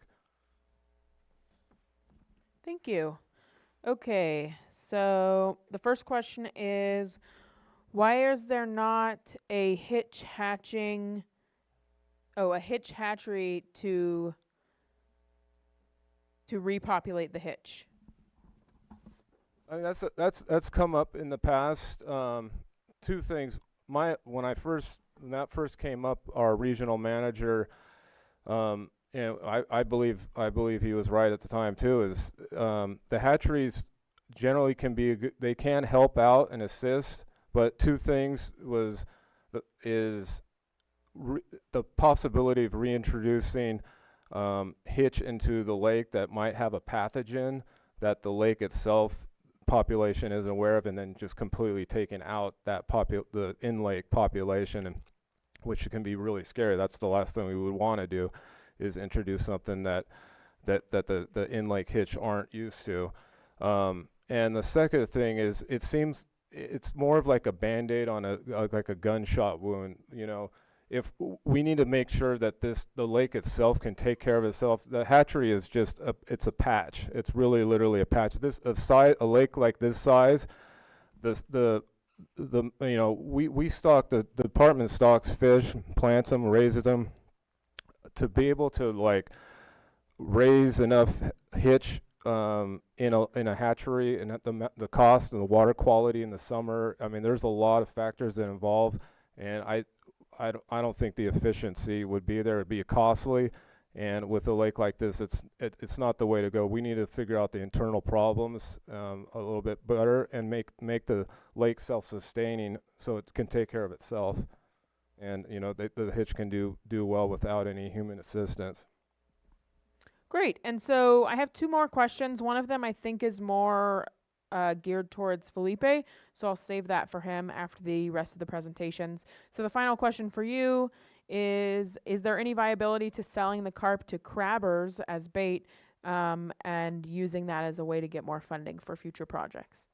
Yeah, I've reached out to Crabbing Network. I've reached out to a lot of people, and with the cat and dog foods, but I have not got any feedback. But that's just saying, I personally haven't. But if anyone else, I know the crabbing. I don't know how good the carp would be used for crab bait. I'm not saying it's going to be good or bad, but if people want to use it, please reach out to us. And if you know people that would use it for crab bait, I don't have a problem. I don't think anyone helping us assist collecting these carp and goldfish would have any problem donating them, because you know, right now they're just being used as fertilizer on the tribal lands, and which is great, but if there's more ways for people to utilize them in the community, because I think, you know, we're building up an infrastructure to get more carp and goldfish collected. So being able to, there might be some big numbers coming this way. So, and you know, you guys are more than welcome to them. Great. Thank you, Ben.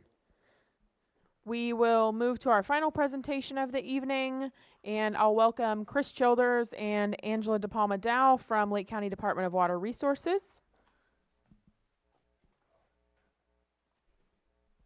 Does anybody need any additional cards for questions? If you're planning on asking questions after this final presentation is complete. Okay, there's question cards on the back table if you need any. Thanks. Thanks, Rebecca. My name is Angela DePalma. I'm in Lake County Water Resources Watershed Protection District, and I'm going to do the first presentation here, and then after I talk about stuff, then Chris will take over and talk about community outreach and engagement with HITCH. And briefly, just going to talk about kind of going back before everybody else's presentation and talking about the contribution to declines in HITCH, because that's going to directly tie into the specific projects that the district is doing right now within the watershed and also in the lake shorelines. And then we're going to have a slide you can find out where you can find out more information, and then Chris will talk about community science. So briefly, low flows in streams, shoreline habitat loss, barrier, so how fish can get up to spawn, and then how juveniles can migrate downstream. In-stream barriers, where they physically can't move up the stream because of sediment or other things that were built in the stream or accumulate. Water and land use changes, I'm going to focus on that a lot. And then all of these tie into water quality declines, both in the creeks, watershed, and within the lake. So I'm going to talk a lot about stream modification, and the term for that is hydromodification. And hydro-modified creeks, this was a fun thing that everybody loved to do in the turn of the last century, right? If we could build it, let's do it. Why even question why we would not do that? So here, Lake County has a lot of hydro-modified creeks, and the goal for this was to move the water fast. Let's get the water off the streets, off the land, and move it as fast as possible. We're going to convey it as fast as possible down the straight, hardened channel. We also make more space for us to build things. So this is kind of the goal for hydromodified channels. This is a cool pamphlet I found in our office upstairs. This is Adobe Creek Channel. Does anybody know where this is? Anybody? Yeah? The bottom right photo, do you know where that is? Has anybody seen Adobe Creek look like that? Not in a long time, right? So the length of Adobe Creek Channel is 2.4 miles. This is in the Big Valley Basin. The average depth is about 7 feet when they modified it. The average width is 60 feet. 60 feet. That's a lot of water. Where is Adobe Creek 60 feet wide? It's average, too. So that means there's some parts that are, what, like 100 feet wide? Adobe Creek, you drive over it on Soda Bay Road, and it's, like, tiny. So they excavated 136,000 cubic yards, and then the design capacity was able to move 1325 cubic feet per second, which is a lot for little Adobe Creek. So this is what Adobe Creek looked like when they modified it. So this is not an image from Lake County. This is actually from the Leolit River in British Columbia, but this is from a great publication that shows a non-hydromodified channel on the left and a hydromodified channel on the right. So we're talking about stream straightening here, which directly contributes to loss of habitat and flows. So creeks, much like here in Lake County, originally meander. Look at this meander. Woo, this S shape, woo, going around. Lots of space. Look at all that groundwater recharge, right? You get a lot of water in here. There's deposits of sediment, and the creek moves, goes around it. Vegetation can grow in. The creek can move, grow around that. And then you have these little connected floodplains and areas that accumulate a lot of water. It can recharge and then create floodplains and rich wetland areas for fish and other habitat. However, meanders have been systematically cut off. So the channels have been straightened right here on the right. You can see that with the thought, again, to improve the flow, reduce flooding. So we can get the water to move as fast as possible off the landscape. Also, so we can have all this space here for things like development, settlements, ag, other land uses. What actually happened on the long term is you get all this material that comes down the river from the uplands and has no place to go. There's no meander for it to collect. So it'll just drop along the creek, fill in, and then you have flooding off of the channel. You also don't have as much space for groundwater recharge. So compared to the left image, look at all that surface area of water. As it's going, it slows down around the curves and sinks into the ground. We don't have that here in this channel. Again, the goal is to move the water as fast as possible off the land, so you're not giving it time to sink in. You remove a lot of habitat, especially if you harden the shorelines, like that last photo of Adobe Creek. There's not fun places for HITCH to want to hang out there on the side of those creeks. And then as the sediment accumulates, you add a lot of additional flood risk because it's going to fill in and the water's just going to go over the sides. And one thing, you might be asking yourself, well, yeah, you have to maintain that channel. You got to remove all the sediment. Okay, we're Lake County. We don't make enough money to do that. So that is not a realistic goal for all of the creeks that we have at this point in time, and hasn't been for the last basically 30 years, 20, 30 years. Jessica talked a little bit about she talked a lot actually about how we have less rain during certain time periods, which means low flows. So both low flows as far as low velocity, but also low to the ground. It's actually shallow. And here you have a photo or a video of some hitch. They're going to spawn. They're going to go up and they're going to do their business. They're going to spawn. And you guys know how it is here in, April. We get water and then we get really hot days and it's going to dry out. So they're going to spawn in a couple days. A lot of those eggs are going to be out there exposed on the dry bed and they're not going to survive. The hitch don't know that. They're doing their thing. So this is really important too, is just we're trying to get the water, or the system was built to move the water as fast as possible off the land, so we have less water in the system combined with less rain. So we're still going to see fish in the systems when there's water, but we're not going to see that success in the recruitment of the juveniles or the egg hatch.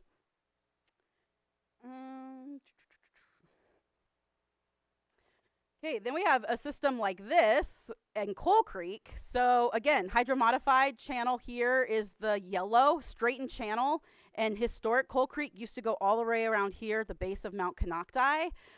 Look how much water they get. Big Valley, you guys might be a little jealous. They're getting all this extra water that sits there until June. And guess what? What time there's water like that, there's hitch. Those hitch flopping all in there. Right now, the property owners are out there. It's flooded, and they're as soon as the hitch come up, they're going to be going everywhere that there's water. Imagine like this straight little channel. How did all of this water go down that channel? It doesn't, right? So a project or area like this has a lot of significant issues that all started with some hydromodification and the straightening of a channel that is very undersized for what it needs to accommodate. Not to mention the flood impact and the accessibility for that community to be able to get to their homes and get out to the roads to get to what they need to do. In-stream barriers, so this is another thing that several of the presenters talked about. This is an old map, it's not outdated, but the Water Board and CDFW is working on updating hitch barrier mapping and then prioritizing them, right? Because we can't do all the projects all at once, so we have to prioritize the most high impact fish passage barriers to address. There's certain ones like Kelsey Creek Main Street Bridge. This is a county weir that was installed to protect the Main Street Bridge, which is really important to that community, and it is a big barrier. Hitch are not going to be able to get over this flow or the fish ladder that is installed there. Adobe Creek at Bell Hill, I'll have another slide about this, but this is basically a full cement bridge with some culverts, and so the flow is really strong through these culverts, and the fish can't really get up the upstream to spawn. Here's a fish barrier that was actually removed, and a restored fish ladder in Lower Sigler Canyon Creek in Lower Lake was actually put in. And so this is an example of what a restored fish ladder looks like. It's gorgeous, right? And you can still accommodate the hitch and the variety of habitat there. So in the lake, shorelines are very important. So after the fish come down, they migrate. After they spawn, and then after they the juveniles come down from the creeks, they're right there in the shore zone. So they need a lot of variety and habitat in the shore zone for refuge and food sources. And this is a very specialized niche habitat, and it's consistently and constantly changing, right? The shoreline this year for our lake is going to be at a totally different spot than it was last year and 2 years ago. And so that shoreline is constantly changing in our lake. But the shorelines in the lake are very healthy to hitch recovery. Okay, this map is not great. I understand that. It's got lots of globs on it, but it really shows the geographic scope of all the district projects that we have going on right now that address a lot of those contributing factors to the hitch that I just covered. And this is the list. I'm going to go through each one briefly. I have a cross-section of Clover Creek down here, the engineering designs, the as-built, because engineering is essential to 90% of all the projects we do, and it is one of the barriers. To be able to get good engineers and good engineering and hydrology for these projects is one of the barriers, and why it takes so long to get stuff done. So one of the first projects we have is improving stream habitat. This is a Caltrans project. It's from mitigation funds. We got about $250,000 from Caltrans for the Clover Creek diversion off Elk Mountain Road to Middle Creek. And there's a lot of veg there, right? There's a cute little creek that goes in there. This is a manufactured channel with levees. HITCH go up this stream. We see them. There's a lot of veg. There's a lot of sedimentation. I just went out there earlier this week. Here's that creek. There's some big trees in there. This is that blackberry. Somebody talked about the Himalayan blackberry, asked a question about it. So the Tribal Eco Restoration Alliance, or TERRA, and our staff went out and cleared this. It's probably, I don't know, like a 50-foot stretch by maybe 15 feet. They'd had 3 sections of those. It is thick blackberry, and this is kind of like a negative feedback loop because the water flows down, it drops sediment. The sediment is really nice habitat for that blackberry to grow. The blackberry grows, you see it's wintertime, it doesn't lose its leaves, and then as flows come down in the winter, all that blackberry material catches all that sediment and traps it again in the stream, and you have both blackberry veg buildup and sedimentation, and that just keeps happening until you remove both of those things. So we have a project that is going to both get rid of all the blackberry and then actually come through with heavy equipment to remove those roots and the sedimentation there. Understanding flows and barriers in the Scotts Creek and Tule Lake watershed. So this is a task from a grant we got from the Wildlife Conservation Board. So this is about, total for this task, about $1.2 million. This is a picture I took a few years ago. So on the left, that nice, beautiful, clear side, that's the flows from Middle Creek. On the right, in that beautiful brown, is the Scotts Creek. And USGS and UC Davis just did a big 5-year project of the watershed and identified that Scotts Creek is the #1 contributor to materials into Clear Lake. And this photo demonstrates that, right? We always used to think it was Middle Creek, but Scotts Creek actually contributes the most turbidity materials into Clear Lake. Going further upstream of this picture into Scotts Creek, this is the culvert that actually connects the Scotts Creek south of Tule Lake to the Scotts Creek that leads to here. This is like a 6-foot culvert, guys, and it's squashed. This is definitely a hitch barrier. It definitely contributes to water quality, and this is definitely a barrier and something that interferes with the full functioning and form of Scotts Creek. So this grant is going to design the engineering design for how to replace this culvert or remove it, whatever's best to both allow hitch to access Scotts Creek and Tule Lake, and then also just improve the overall system form and function.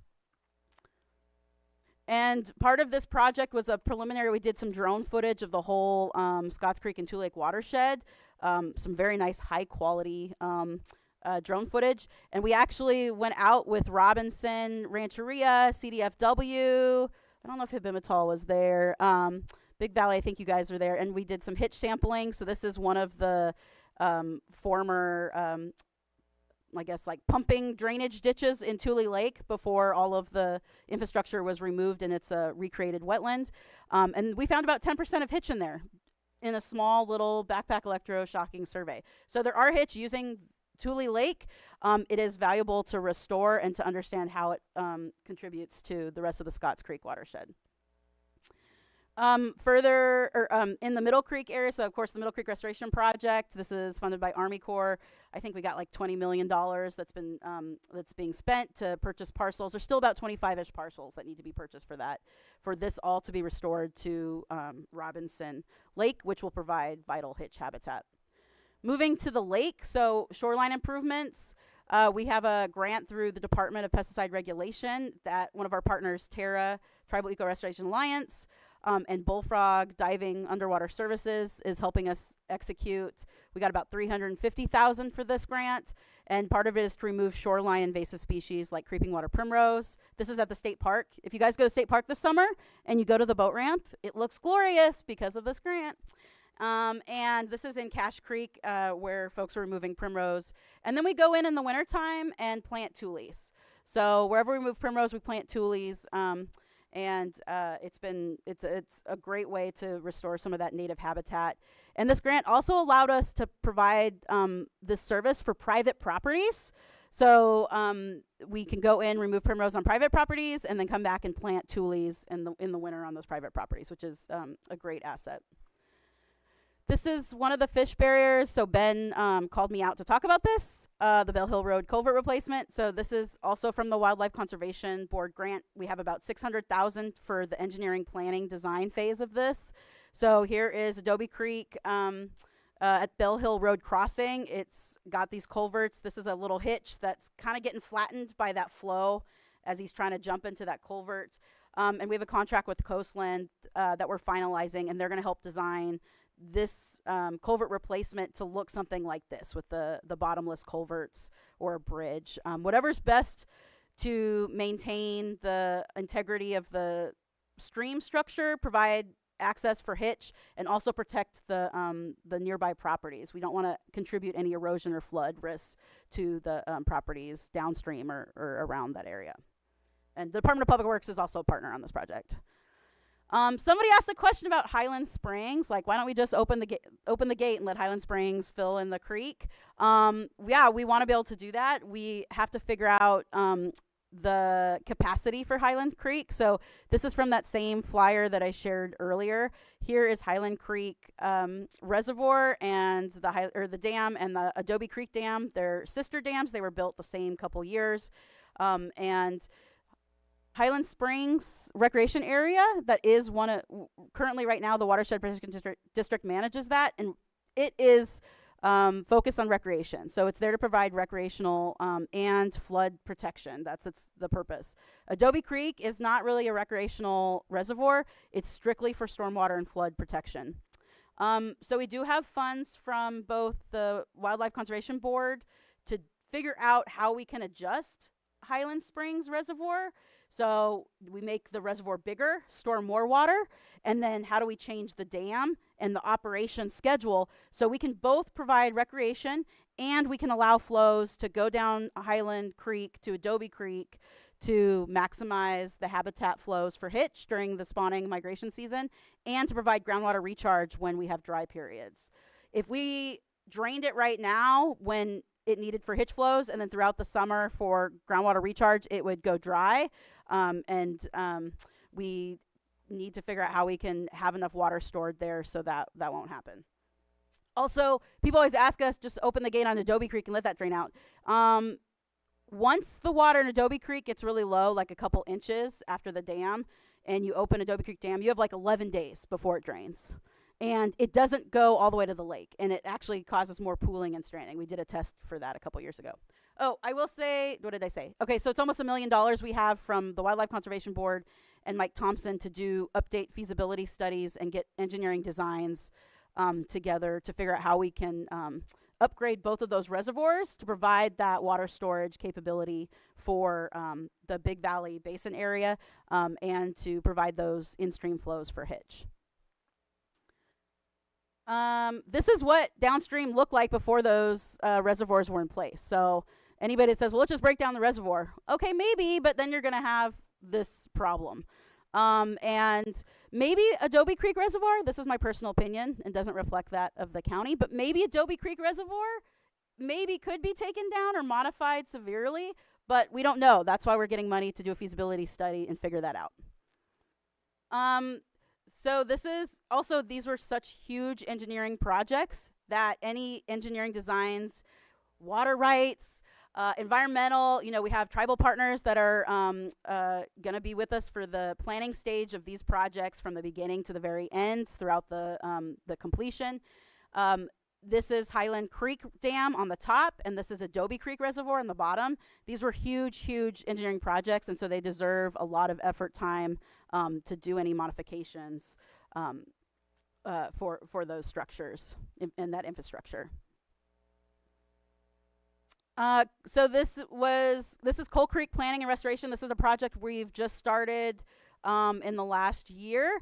And we have started the Coal Creek Advisory Collaborative with partners from Fish and Wildlife, U.S. Fish and Wildlife Service, Big Valley, EPA, and a lot of the private property owners. And also the state park is a partner on there too. And it's for about roughly 1.5 miles in Coal Creek, where there's a lot of sediment buildup. And we're applying for grants to do the restoration plan design, both to remove the short-term sediment removal that's in there, replace some culverts, and then do a long-term restoration plan. So what else can we do? Well, I talked some about natural shorelines, but there's some areas on the lake or streams where we can't really change the shorelines, right? We can't really get rid of some of this existing structure. So we did an assessment in 2021, 2022 to figure out where on the lake there are shorelines that are natural shorelines that are providing a great habitat currently, and areas on the lake where there's shorelines that could be improved. So the red are the areas where it's poor shoreline, and the green are those natural shoreline areas. And so we're able to use that information from that survey to best improve shorelines within Clear Lake and maximize the efforts. We can also promote stream restoration by maintaining creeks, removing debris. And this was touched on by Felipe. Thank you for talking about what property owners can do. So this was an area in Coal Creek. We helped a property owner here, and then further downstream we saw this big, huge debris pile. Across the bank was a grow operation.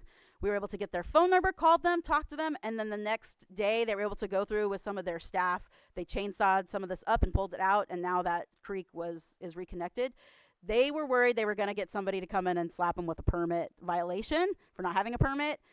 And so it really was just communicating, letting them know, no, you guys can walk in there, you can chainsaw that up, and then you could hook it to your tractor and pull it out. But you can't go in with a loader and mechanically remove it, and you can't do anything with the sediment. But it was really helpful to talk to them, and now they're going to keep their eye on that section of creek and remove debris as it comes in.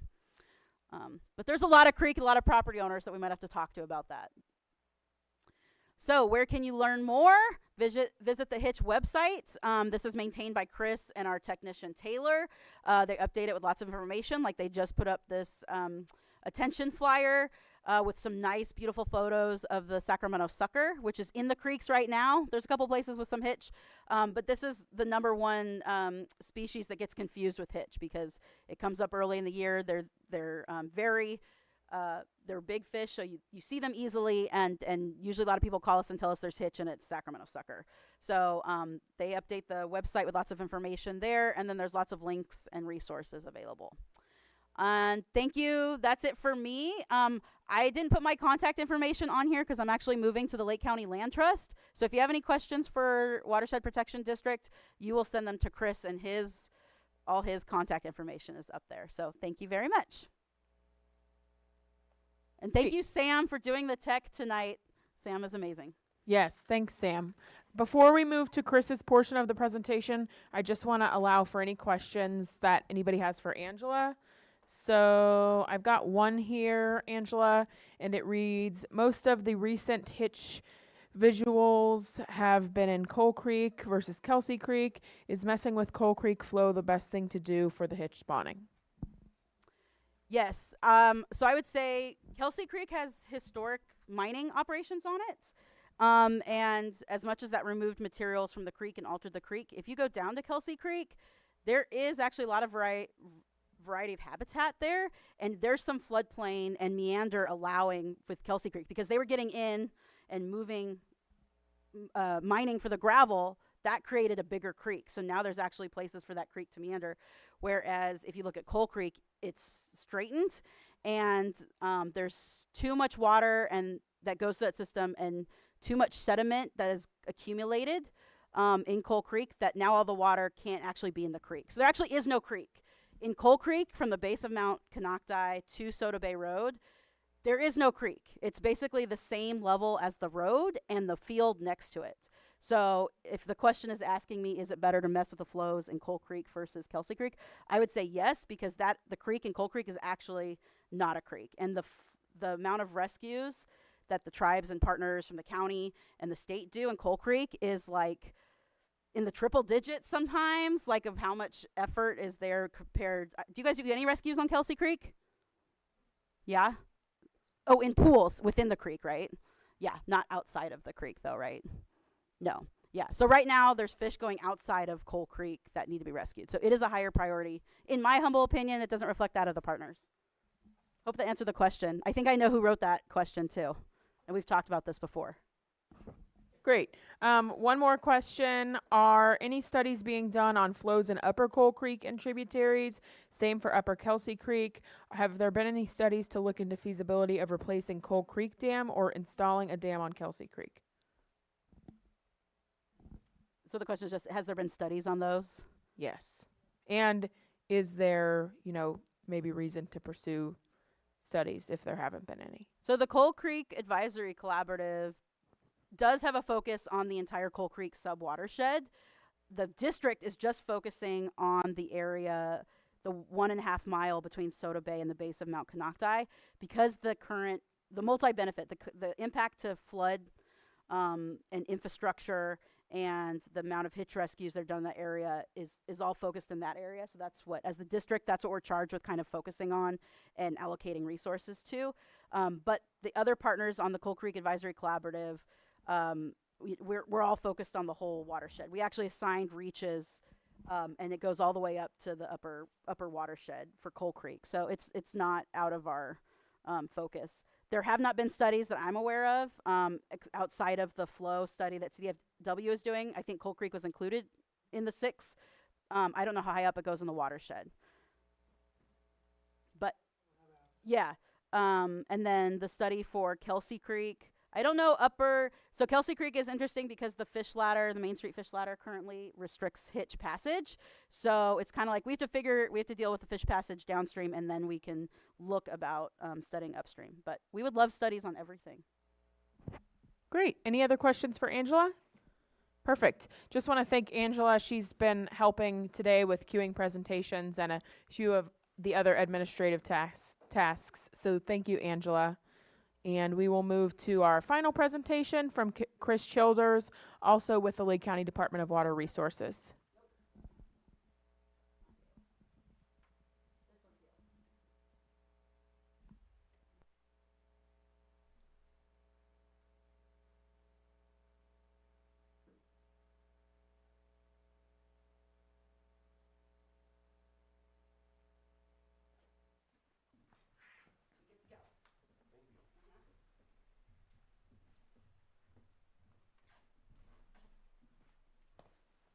Good evening, everyone. Chris Childers of the Lake County Water Resources Department. Some of you have already seen this presentation, but for those of you who have not, I want everybody to know what we've been working on as well. Another project that has come forward. So before my time at Water Resources, there was a talk of community science HITCH spawner observation, and this came across my desk, and there's a need for it. So this year, myself and Taylor, along with CDFW folks, kind of talked about like what would this look like. We want to base it off of what CDFW is doing, so the data that is collected can be used for like long-term management decisions. So we'll just start it out with definition. What is community science? It's a form of research that provides everyone, regardless of their background, an opportunity to contribute meaningful data to further our scientific understanding of key issues. So in simple terms, community science is basically public participation in scientific research. So we have our purpose goals slide here.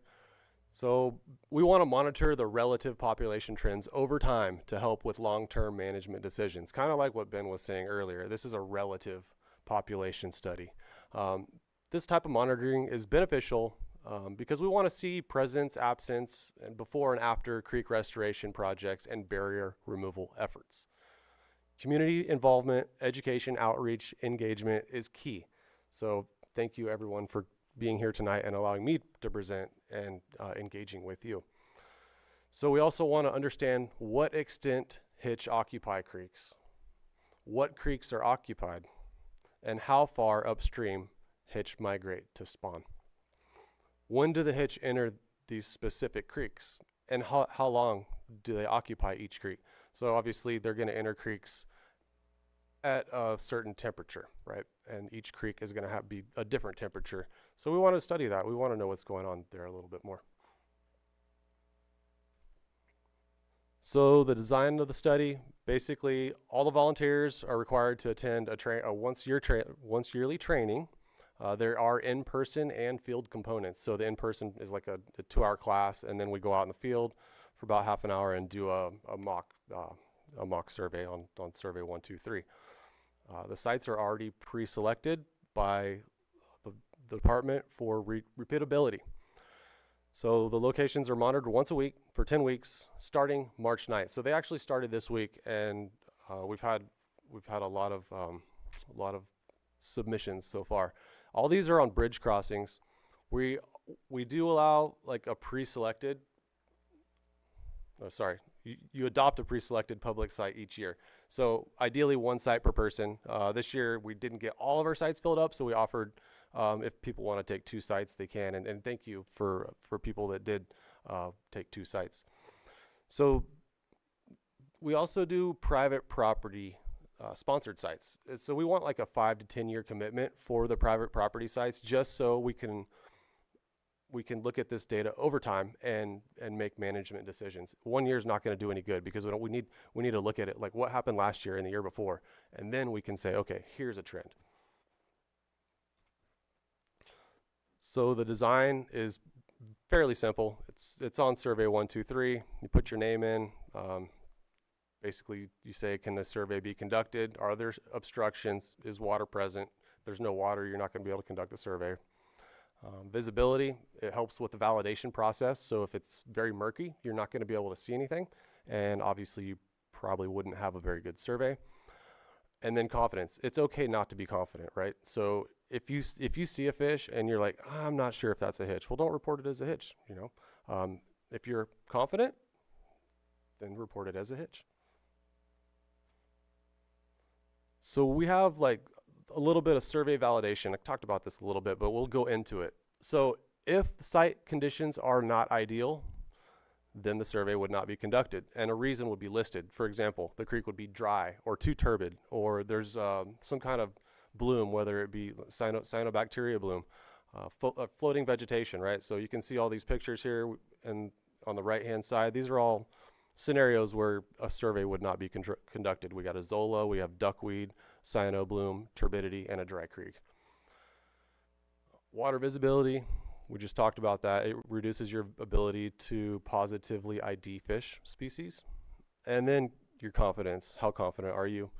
Also, this data is randomly selected for quality control purposes. So we'll double check in the field if we get a report of there's 500 fish or 1,000 hitch somewhere. As long as it's not on private property, we're going to go take a look at it. Also, with that, we're going to look at some of these sites that, just randomly, right? And take a look and just make sure the data that's coming in is correct. So here are our 33 sites. As you can see, all the black dots on the map, the sites are all over the lake. So Big Valley is covered by CDFW very well, and also Big Valley Rancheria, so Alfred over there. And we decided to do a bunch of other sites, like especially in Lower Lake and Upper Lake. Upper Lake is covered also by HABEMATOLEL and Robinson. But we got all these sites in here, and currently we have 31 out of our 33 sites filled, which is amazing. And I can't say thank you more than enough, because this is something that it's just amazing how the community has come together and really stepped up and helped us out with this data collection. So we'll just talk a little bit about fish ID. We have native and introduced fishes of Clear Lake. We have some brochures up here if you guys want to pick one up on your way out. On the left here in the green is the native fishes. On the right is the introduced fishes.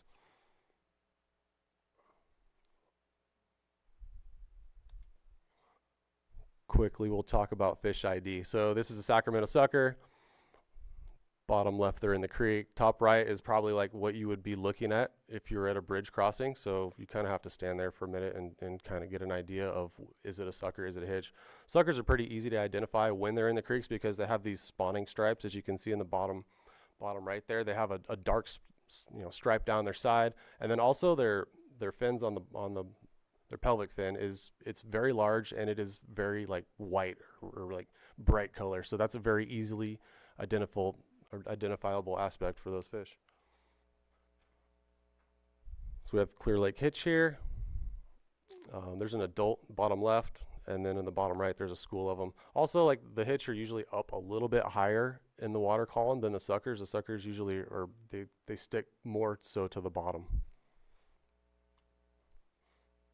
So this is why we do this training, and this is why we want the people trained for our program. One of the reasons, at least, is because we have another fish in this lake called a Sacramento blackfish, and it is very easily confused with the Clear Lake Hitch. Major difference between these two fish is the blackfish have very small scales, and the hitch have much larger scales. Blackfish also typically don't go past like the first or second riffle in any of the creeks, at least that I have seen, and other scientists in the community. So they don't travel very far up the creeks. They usually stay at the creek mouths. So our trainings, to date we have conducted 2 trainings. Trainings are mandatory. So we've already done 2, and we started our program this year. We'll be doing the same again next year. So if anybody wants to reach out to me, grab my card. We'll be doing this again next year. And we have we did the training workshop with in person, and it had the classroom and field training. Thanks to Taylor, she helped out a lot with that as well. So yeah, any questions, comments? If you have any questions for Chris, go ahead and put a note card up. If not, we'll accept questions for any of the presenters from this evening. So any questions for Chris? Great. Looks like there's none. Thanks, Chris. Well, I really appreciate the presentation, and I know there's a few of us who participated in the training here in the room. So happy to contribute to the information that's being collected. Thank you. Great. Okay. So I do have a question to revisit for Felipe. Oh, I've got a card. Is it for Chris? No, it's a general card. Great, thank you. So I'll go ahead with this question for you, Felipe. The question is, on days you do stream clearing, can you use volunteers? And if so, would it be possible to put out dates, spots, and times so that community members can help? Yes, so the stream clearing that the department does in coordination with the California Conservation Corps does not take volunteers that I'm aware of, though we have really benefited from some resources that the county has provided, and just mainly in trucks to haul the vegetation away. I could put you in touch with Nathan Cullen, who coordinates that work, to see if they do take volunteers, but I'm not sure what sort of waivers would be needed. However, I know there's a lot of folks that can't get out into the streams and clear, do the work themselves. So if there are groups that want to form together and do a community effort to do stream bed clearing, I would highly encourage that. If you're really raring to go do some brush clearing, I'm sure you're going to find somebody that'll take you up on it, I guess is my point. But as far as I know, we don't take volunteers, though I think Ben takes volunteers for some of his fish surveys. But I think for the CCC work, because it's somewhat dangerous work, I'm not sure if they take volunteers. So sorry if to let you down. But Angela, if you want to coordinate stream clearing, I'll just volunteer you for that. Great. So the next question, we can go ahead and choose who answers this. I think it would probably be a question for you again, Felipe, so you might not want to run too far. The question is, the proposed federal listing currently exempts certain activities. If the federal listing is approved, then what would be some limiting conditions to Clear Lake and other water bodies or waterways identified as hitch habitat? That's a tough question. I'm probably not the best person to answer that. For the department, we have a memorandum of understanding with the Fish and Wildlife Service, so our work would not be interrupted as far as we wouldn't need additional permits. What would happen, my understanding of the federal process, and keep in mind I'm a state employee, I'm not a representative of the federal government, is that they would have to designate critical habitat and issue a biological opinion for impacts to hitch. I'm not exactly sure how that would play out in Lake County. There's a lot of unknowns with the listing right now. So again, I'm sorry I don't have all that information. I do know our work would be able to continue but there may be some other permitting required for a federally listed species. Thanks, Felipe. And I know Jared Sellers with Fish and Wildlife, that might be a better question for him. Unfortunately, he's not able to join us due to the freeze on federal employee travel. So if you'd like that question answered by him, happy to connect you via email or send it over and get a response back. So any other general questions for any of the presenters? Jessica from the State Water Resource Control Board, Daniela, Angela, Felipe, Ben, any questions? Okay, well, seeing none, just want to thank you all for coming. Again, if you have any questions afterwards or if you need any meeting materials, feel free to reach out to us, and have a safe evening.